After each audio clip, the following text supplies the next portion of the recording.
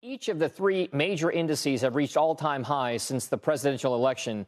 But is the record rally in jeopardy with President-elect Donald Trump planning new tariffs on imports from China, Mexico, and Canada? Our next guest argues the economy is in good shape to handle those proposed tariffs. So joining us now to discuss her thoughts is Stephanie Link, Hightower Advisors chief investment strategist. She's also, of course, a CNBC contributor. Stephanie, thanks very much for joining us on this Thanksgiving Eve. I wonder if you can take us through the reasons why you feel as though we'll be constructive as a market and economy, given the fact that tariffs may be in the offing and that there has been so much negative commentary about what the effects on the economy could be.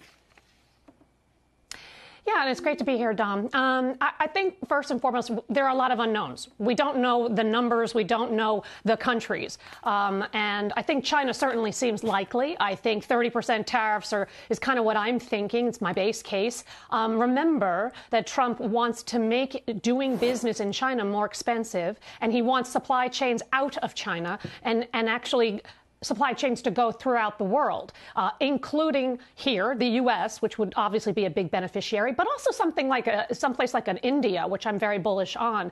I think Mexico and Canada are a little bit harder to figure out. I do not think it's going to be 25%. I think it's a negotiation tactic that he is doing.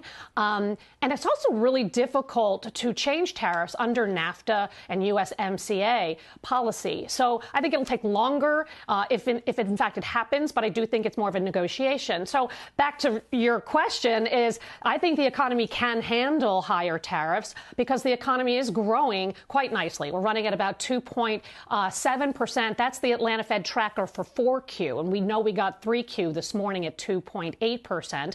And you guys were talking about it at the top of the show. Consumer is really in good shape. And that is 70% of our GDP. And we got great personal income data today and spending numbers. Inflation is still sticky, but it's coming down, and that bodes well for earnings. And that's really, from an investment point of view, what I care about. In a 2.5% GDP world, you can do mid-single-digit revenue growth, and I think the big surprise is going to be margin expansion. When even in a higher inflationary environment, yet these companies have pricing power. So I'm bullish. I'm bullish until the end of the year and into the new administration.